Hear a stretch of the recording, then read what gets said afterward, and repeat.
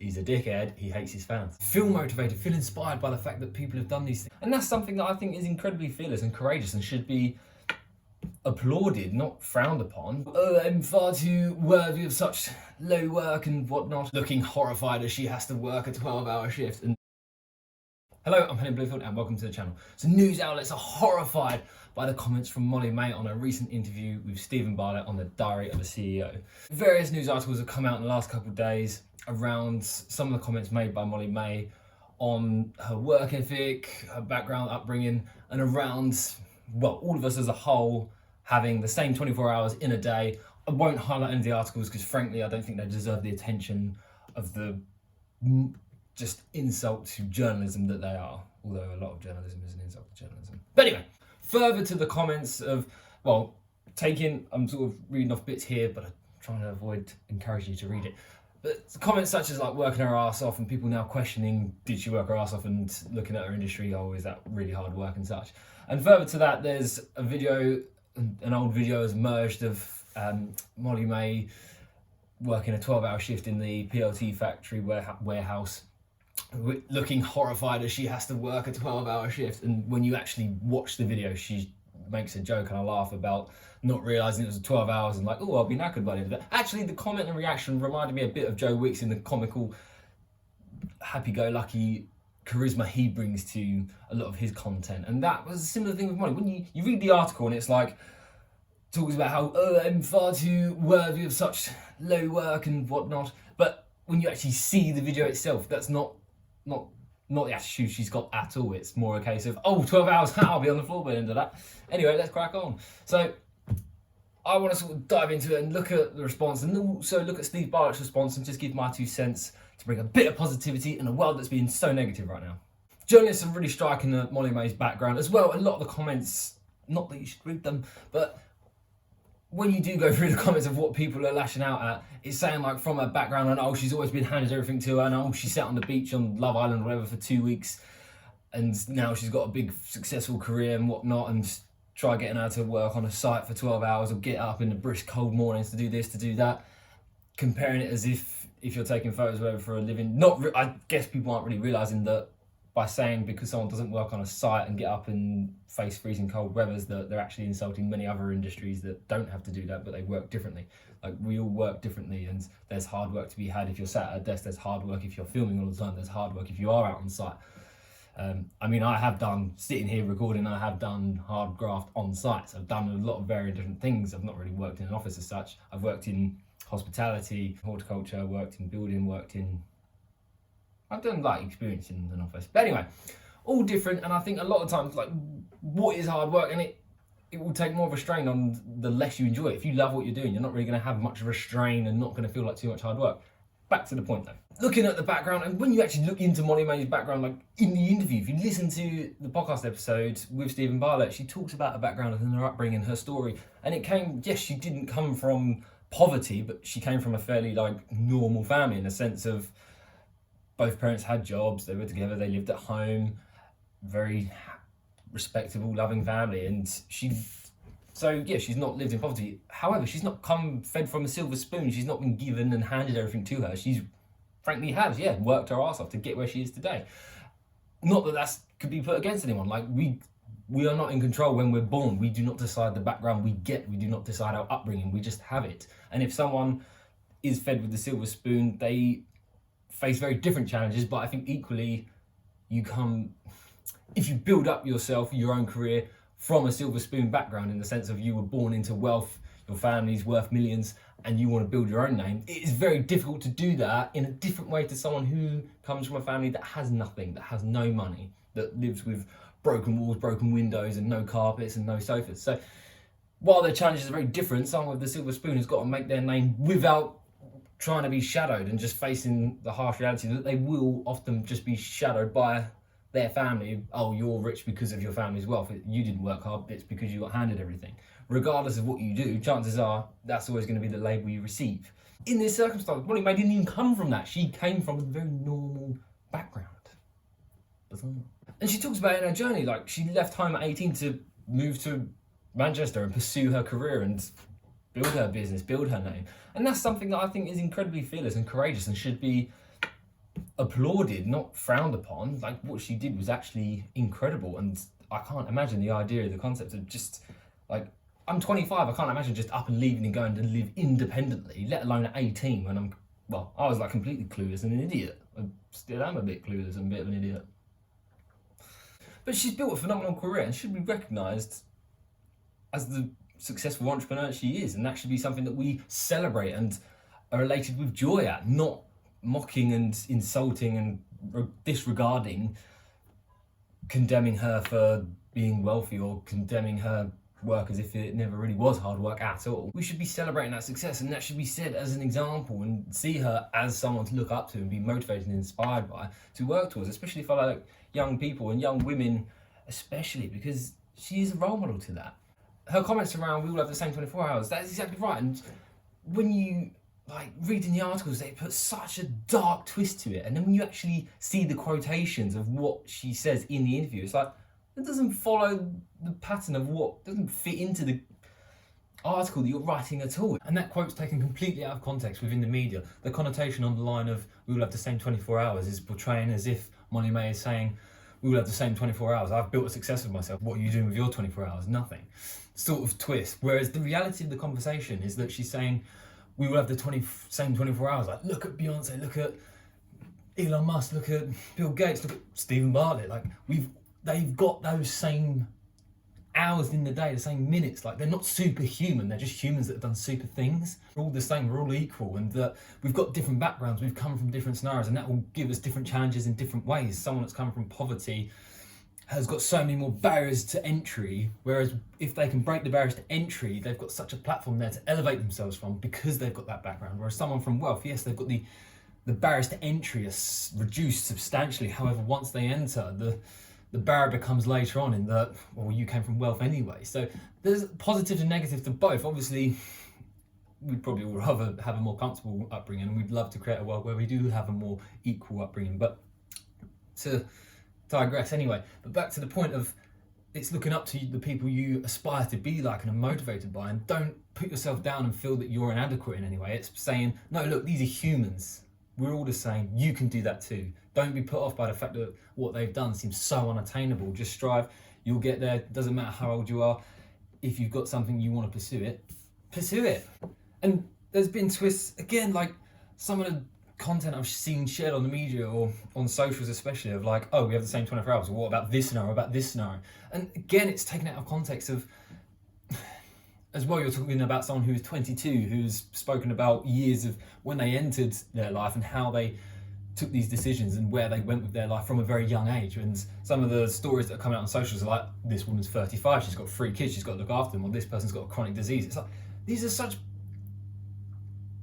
You're looking at someone that's made a lot of life, well, for example, someone that's got 3 kids and everything, they've been through life, they were younger at one point and they've made life decisions. And what is to say that someone with 3 children isn't incredibly successful? They've managed to bring into this world 3 children and raise them and looking after them. Like, that's phenomenal. They have, like, the meaning of life to reproduce and leave your seed behind. Like, they've succeeded. They've raised 3 children. That's wonderful. Why is that not success? That is success.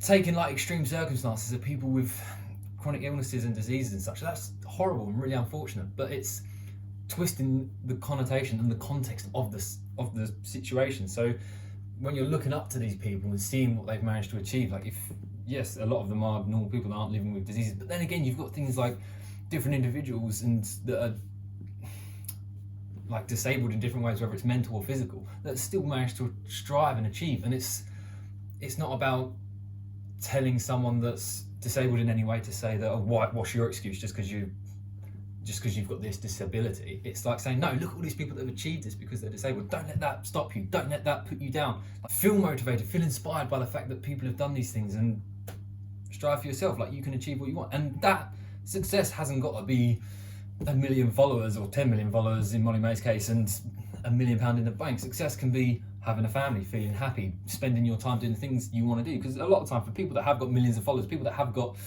that amount of money in the bank, the reason they've got it is because they have to give all of their time to working. And further, if you have got 10 million followers on Instagram or on socials, it takes away a lot of the freedoms that we have. Like, you're not able to just go and have lunch with your friends. As first world problems or like 1% of problems, but the reality is that you can't have that kind of normal existence because you've got to where you are, so now you've eradicated that simplicity from your life. There's another anecdote of Steven Bartlett when he's talking about when he was with Liam Payne from One Direction and they went out for a meal, and within 10 minutes suddenly everyone realises a member of One Direction's in the restaurant, and that was it, their meal was over. They had to spend the next couple of hours just sat there with Liam just speaking to fans, getting photos. And you just think, I could not live. Well, personally, I would not want to be that famous. I would not want to have to deal with that. And quite easily, you'd become so frustrated and be like, can you just off and leave me alone? Like, I've been doing this for 2 hours now. I'm trying to have dinner. Like, I've had to do this for the last 365 days in a row. And then suddenly the tabloids will be like, he's a dickhead. He hates his fans. So, but final point in that, to reiterate, just it's about looking at the people that seem so far above and so out of reach that you can never have strive to achieve that. It's about saying, no, these are humans that have done these things. So they've got the same things that we've got. Yes, they've got different backgrounds. Yes, they've had different upbringings. Yes, they've had different scenarios in their life, but there's no reason you can't strive for that as well. And if you, what's the expression? If you aim for the stars and land on the moon, you're still up in the space. The interview was with someone, Steven Bartlett, who literally came from nothing, who didn't even have the minimum wage job, just had to go out and find, like literally there's an anecdote from Steven Bartlett where he says one of the happiest moments in his life is when he's in a chicken shop and he finds a quid in the seat and then searches all the seats in the chicken shop, realises they don't actually clean them out, and he finds like £13.40 or whatever it is, as one of the happiest moments in his life, happier than the moment his company went public on the stock market and he was worth tens of millions of pounds. The moment in poverty when he found that £13 is his moment of happiness. So you're taking a conversation of someone saying about we can all strive for anything as long as we put our minds, you've got to work hard, there's an element of luck, but strive for what you want to achieve and you'll get there one day. With a conversation with someone that literally did that came from absolutely nothing. And why should it matter about someone's background? Like, just if someone's successful, they're successful. If they've worked hard and they built and created something, and if it's a benefit to society, I mean, being an influencer probably isn't strictly a benefit to society. It does have a detrimental impact on a lot of our emotions and mental health. Depends on how you're building your platform up, but generally for a lot of influencers and reality TV stars, that is kind of the influence you are going to have, is one quite a negative impact. But anyway, besides the point, it's still someone that has worked and created an incredible career at the age of freaking 22. Like, it's difficult, like as someone that's 25, 3 years older, it's difficult to watch that, sort of rather difficult to listen and hear the story of someone so successful that's younger than you. There is an element of like, I'm envious in such of like, oh shit, what have I been doing in my life? But we all come from different backgrounds and different stories. You know, like I'm where I am because of the story I've lived. But I don't, while I'm envious, I'm not jealous as such. Like, I wouldn't want to be in her shoes. I'm not jealous of it, and I respect and realise that it comes with a lot of challenges. And in this conversation, Steven Bartlett has come back in response to the articles and such that are slating Molly Mae. But I'll read out. So Molly Mae did an interview on my podcast yesterday. A soundbite from that interview went viral. She trended #1 on Twitter. Every newspaper covered it and MPs weighed in. I've had male guests say what she said. No one cared. But when Molly Mae says it, she's crucified. Crazy. And he's talked further about the idea that because it's a woman saying these things, suddenly there's reason to hate, there's reason to slate. Whereas for a man to say these things, who cares? Like, yes, go work hard. At least what you need to do.